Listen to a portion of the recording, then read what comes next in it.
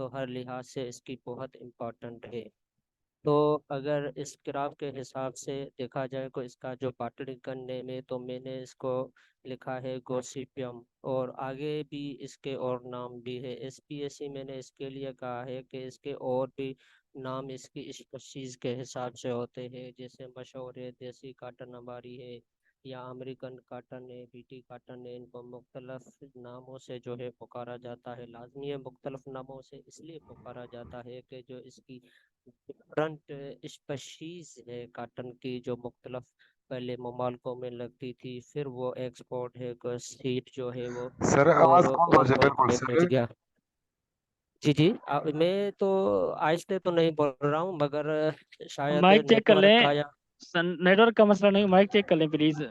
सदाम भाई बिल्कुल आवाज़ काफ़ी पार्सिमेंट की आ रही है। 1 मिनट भले। चलो ठीक है।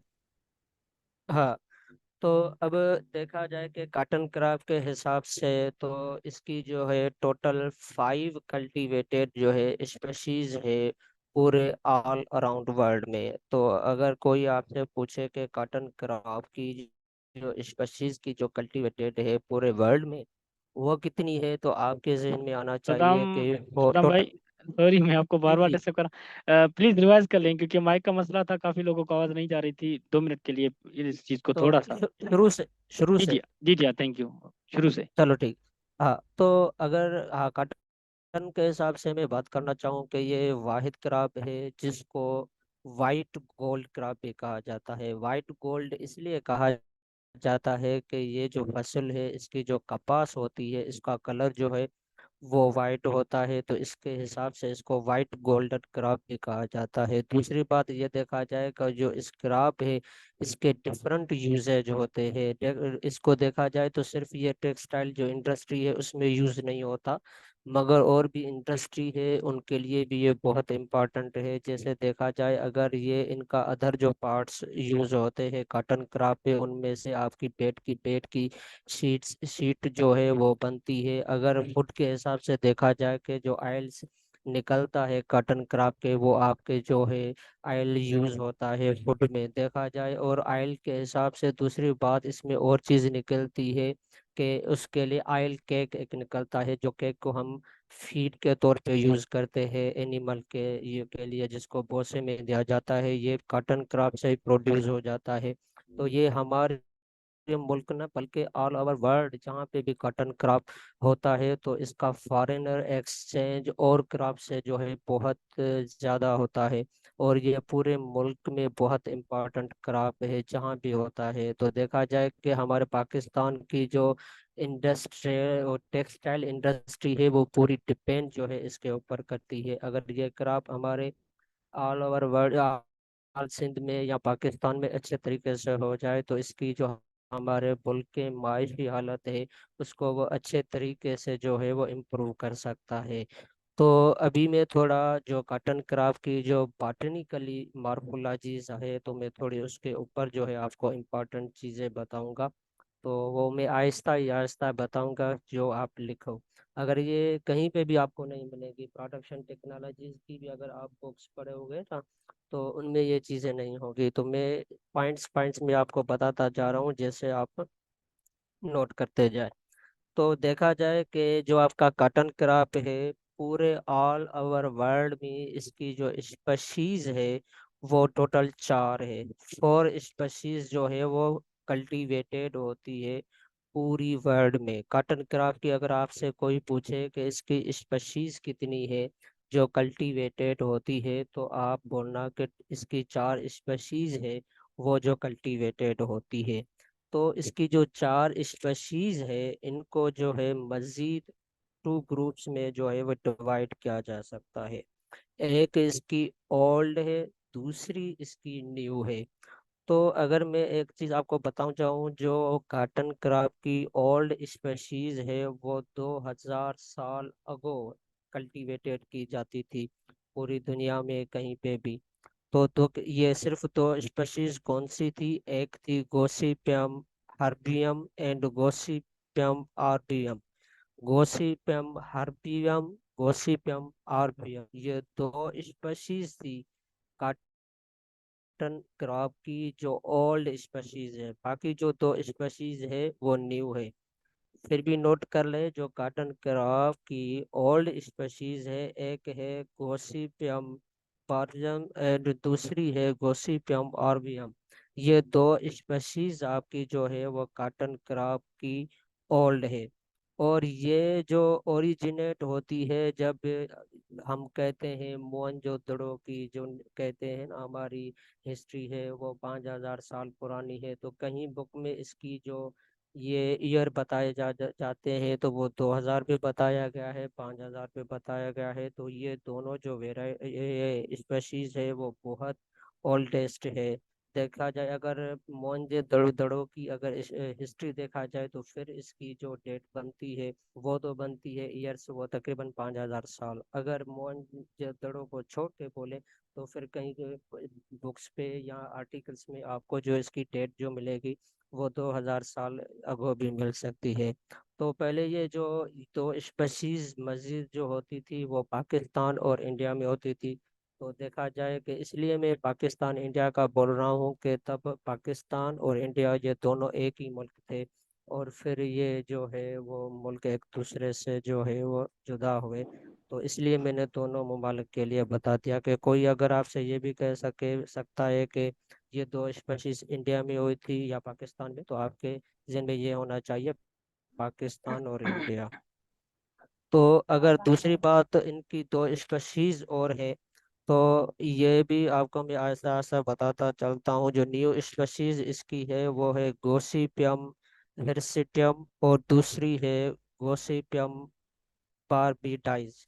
न्यू स्पीशीज जो काटन की है वो है गोसिपियम गोसिपियम हिरसिटियम, और दूसरी है गोसिपियम बारबीडाइज।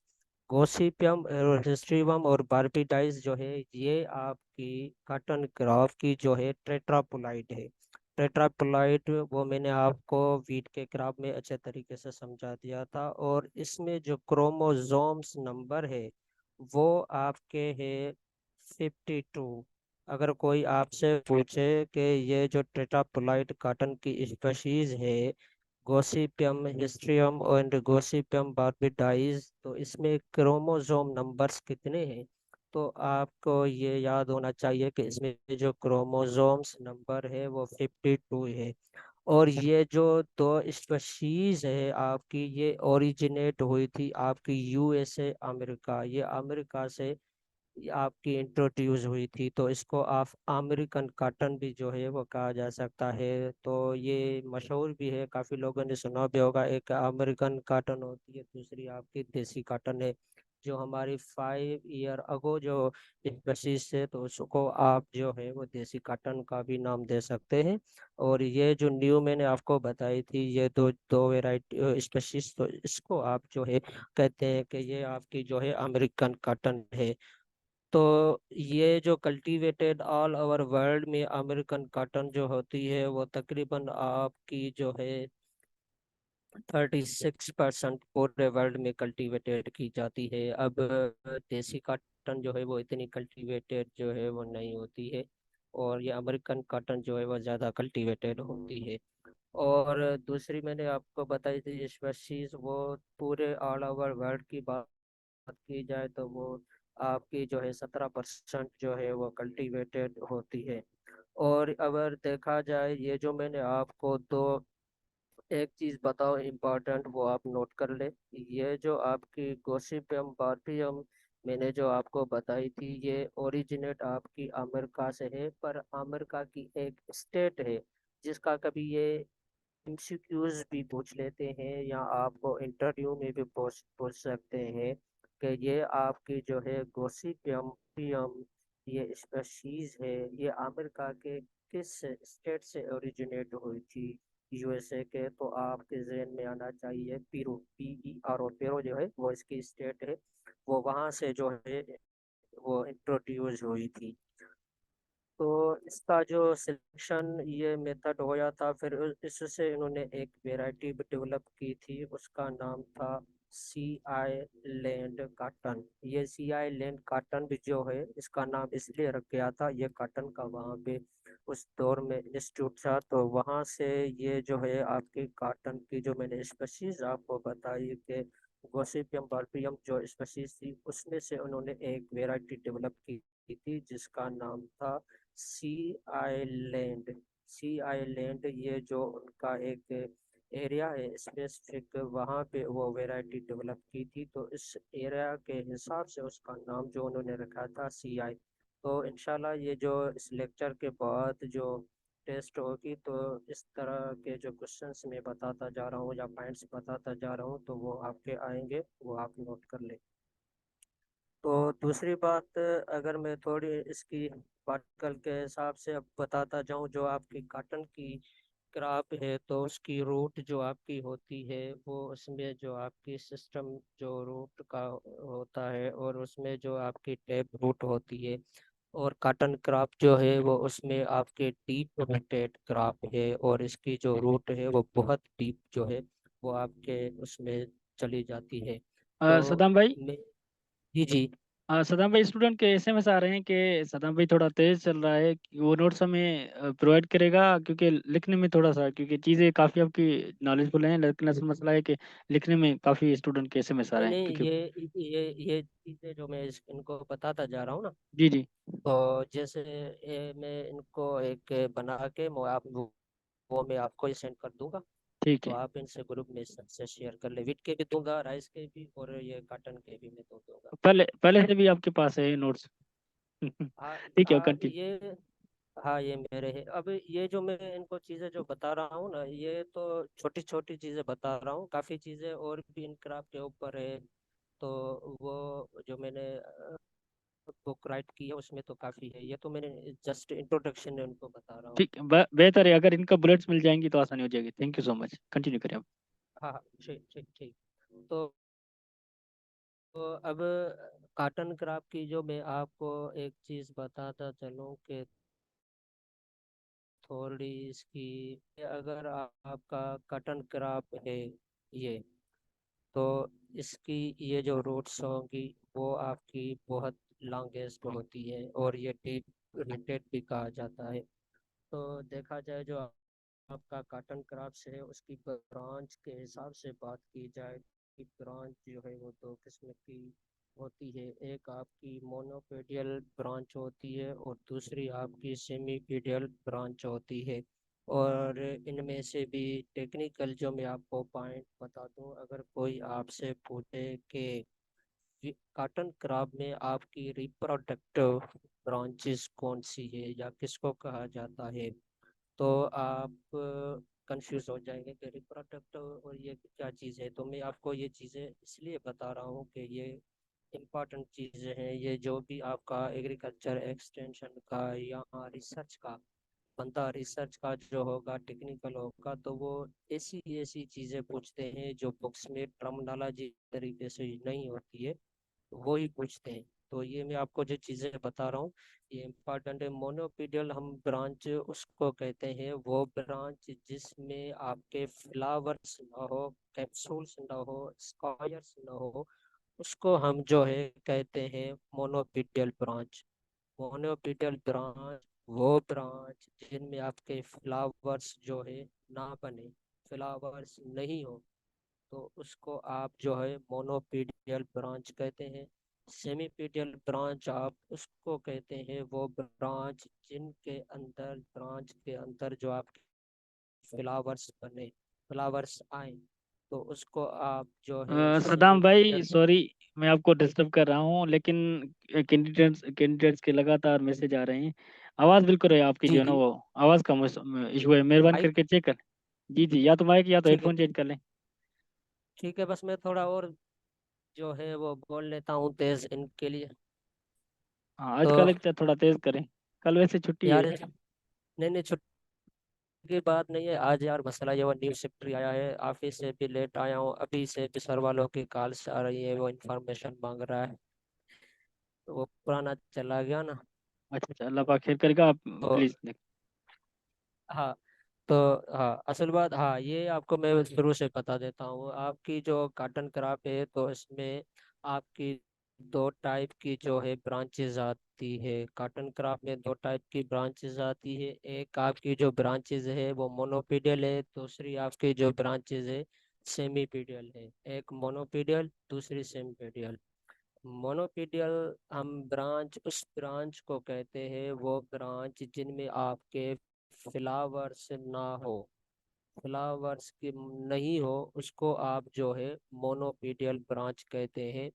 सेम्पेडियल ब्रांच आप उस ब्रांचेस को कहते हैं जिसके अंदर आपके फ्लावर्स डेवलप हो, फ्लावर्स बने, पॉट्स बने, तो उनको आप जो है सेमीपोडियल ब्रांच कहते हो। और इस ब्रांच को आप जो है रिप्रोडक्टिव ब्रांच जो है वो भी आप कहते हो। और दूसरा चीज जो है वो मेन इम्पोर्टेंट टर्म है, कॉटन क्राफ्ट के हिसाब से वो पूछ लिया जाता है कभी कभी। सर वाले मजाक में हमसे भी ये चीज पूछते हैं, तो कभी हम भी भूल में नहीं बता पाते, ये जो है ना बहुत टेक्निकल है। तो एक टर्म यूज होता है कॉटन क्राफ्ट में, seed cotton and cotton seed. और ये बहुत जगह पे पूछा जाता है कि सीड कॉटन कॉटन सीड में डिफरेंस क्या है। सीड कार्टन उसको कहा जाता है जिसके अंदर आपका सीड और प्लस फाइबर, ये दोनों चीज आपकी हो, तो उसको आते हैं। जिसमें आपकी कपास भी आ गई, और कपास के अंदर जो आपका वो जो क्या कहते हैं फज होता है, उसको आप जो है काटन सीड जो है वो सीड काटन कहते हैं। और काटन सीड हम उसको कहते हैं कि जो विदाउट लेंट, जिसके ऊपर आपकी जो है कोई भी जो है फुट्टी, या हम जिसको बोले कि लेंट ना चढ़ी हो, सिर्फ उसके अंदर जो काटन का जो खोखड़ा होता है वो ही पड़ा रहा हो, फल पड़ा रहा हो, तो उसको हम जो है बोलते हैं जो आपका जो है seed cotton, cotton seed sorry. तो आज एक हमारे स्टूडेंट ने मुझे सवाल किया था, बेसिकली वो सर मुजम्मल का था। तो ये कॉटन में भी आ सकते हैं, तो इसलिए मैं उसको कहा कि मैं वो चीज़ें क्लास में बताऊंगा कि आप एक का फ़ायदा नहीं, सबका फ़ायदा होता ही है। तो हम बेसिकली जो भी क्राप लगाते हैं, तो हमारे पास ड्रम्स आते हैं कि भाई आपका प्योर सीड हो, और आपका अच्छा सीड हो, रजिस्टर सीड हो, सर्टिफाइड सीड हो, तो ये क्या भला है। तो पहली चीज़ मैं आपको बताता हूँ, आपका न्यूक्लियर सीड किसको कहा जाता है। न्यूक्लियर सीड हम उसको कहते हैं वो सीड जो आपका प्रैक्टिकली यूज हो, वो सिर्फ आपके प्लांट ब्रीडर के अंदर ही आ जाएगा, वो किसी भी शॉप के ऊपर या कहीं भी बंदे के पास नहीं होगा। न्यूक्लियर सीड वो आपका बेसिक ही सीड होता है, जो फर्स्ट सीड होता है, फर्स्ट जनरेशन सीड की होती है, तो हम उसको ही बोलते हैं न्यूक्लियर सीड। न्यूक्लियर सीड जो है वो आपके ब्रीडर के पास ही होता है, वो पहला सीड होता है, और उसके ही स्टार्ट से आपकी सारी ब्रीडिंग से डेवलपमेंट, जो भी आपके सीड में करेक्टर्स चेंज करते हैं, वो आपके न्यूक्लियर सीड से ही स्टार्ट होते हैं। ये और दूसरी आपको मैं बताऊं, और दूसरा आपका आ जाता है ब्रीडर सीड। ब्रीडर सीड जो आपका है वो progeny of nucleus seed and breeder seed. ये जो आपका दो सीडों से वो दो चीजों से बना हुआ होता है। एक आपका जो न्यूक्लियस सीड जिसमें थोड़ी सी चेंजेस आई, उसके बाद फिर उसको आप जो है ज्यादा उसमें चेंजेस आएंगे, तो फिर उसको आप जो है ब्रीडर सीड कहते हैं। वो सीड सिर्फ आपका जो है इंस्टीट्यूट्स और आपके जो ब्रीडर मेथड्स वाले जो है रिसर्च वाले हैं वो ही यूज कर सकते हैं, और कोई फार्मर्स या कोई इदारा यूज नहीं कर सकता, ना ही कोई प्राइवेट इदारा इसको यूज कर सकता है। इसकी प्योरिटी जो भी करेक्टर्स होते हैं या टैग्स होते हैं वो 100% से होते हैं, वो आम पब्लिक में नहीं दिया जाता। और दूसरा आप और ये बताया, और दूसरा इनका ये भी होता है कि ये जो ब्रीडिंग पर्पस के लिए होता है, और इसको जो है सर्टिफिकेशन की ज़रूरत नहीं होती है, क्योंकि सर्टिफिकेशन की इसके लिए आपके ब्रीडर सीट और न्यूक्लियस सीट को नहीं होती, क्योंकि इसकी इतनी पॉपुलेशन नहीं होती। वो ज़्यादा सीट आपका होता ही नहीं है कि आप फील्ड में दे जाओ, या अगर आपके शॉप पे पड़ा हो तो वो ब्रीडर के ही पास होता है, और उसकी रजिस्ट्रेशन सर्टिफिकेशन नहीं होती है। दूसरा आपका आ जाता है फाउंडेशन सीड। फाउंडेशन सीड हम उसको कहते हैं कि it is the progeny of breeder seed and seed foundation. Seed foundation हम इसको कहते हैं कि आपको जिसमें प्रोजेनी जो ब्रीडर सीड था जिसमें ब्रीडर ने चेंजेस की और फाउंडेशन में वो आ गया, तो वो सीड आपका जो है कॉपरेशन होगा और उस वो थोड़ा आपके जो और सीड्स होंगे, जैसे हम कहते हैं कि ये जो सीड है हमारा बन गया, इसमें प्योरिटी आ गई, जर्मिनेशन आ गई, जो करेक्टर्स हमने उसमें डाले हैं वो सारे आ गए, तो फिर हम वो हमारे जो डिफरेंट इंस्टीट्यूशंस होते हैं हम उनको देते हैं डेमोन्स्ट्रेशन लगाने के लिए कि भाई ये आप सीट जो है लगाओ। इसमें जो भी हमने करेक्टर्स मेंशन किए हैं कि इसकी यील्ड अच्छी होगी, इसके बॉल जो है वो अच्छे होंगे, नंबर ऑफ बॉल्स जो है वो इंक्रीज होंगे, इस प्लांट की हाइट जो है वो कम होगी, नंबर ऑफ फ्लावर जो है वो बहुत ज़्यादा देगा। जो भी हम सारी चीज़ें रिकमेंड करेंगे वो टेस्ट हो जाएगी। जब सारी फील्ड में से उसके लिए आपको बहुत अच्छी रिजल्ट मिलना शुरू हो जाएगी, तो दूसरा आपका जो पार्ट आता है वो सर्टिफाइड सीड होता है। सर्टिफाइड सीड जो आपका होता है वो is the produce from foundation seed. जो आपके फाउंडेशन सीड है डिफरेंट आप सोर्स से उनको लगाया और डिफरेंट से मॉडल फार्म से आपने लगाया, बड़े फार्म पे आपने लगाया, वो सीड जब आपके बड़े पॉपुलेशन में या बड़े अमाउंट में अगर आपके पास आ गया है, तो फिर आप जब उस सीड को फार्मर तक पहुंचाएं या सेल करें, तो उसके बाद वो आपके सीड की सर्टिफिकेशन होती है। सर्टिफिकेशन के लिए भी ये चीज़ होती है कि इस चीज़ के डेमोन्स्ट्रेशन प्लाट्स जो है वो लगते हैं और उनकी लैब में इनकी एनालिसिस होती है। वो सारी चीज़ें जब उनमें हो जाती है तो उसके बाद फिर जो है आपका सी सर्टिफाई आ जाता है। तो अगर देखा जाए कि आपकी जर्नल ये चीज़ें आपके कॉटन के जो भी बॉटनिकली इम्पोर्टेंट पॉइंट्स थी जो मुख्तलिफ इंटरव्यूज या टेस्ट में पूछी जाती है मैंने आपको बता दी। अब चलते हैं पीपीटी के ऊपर।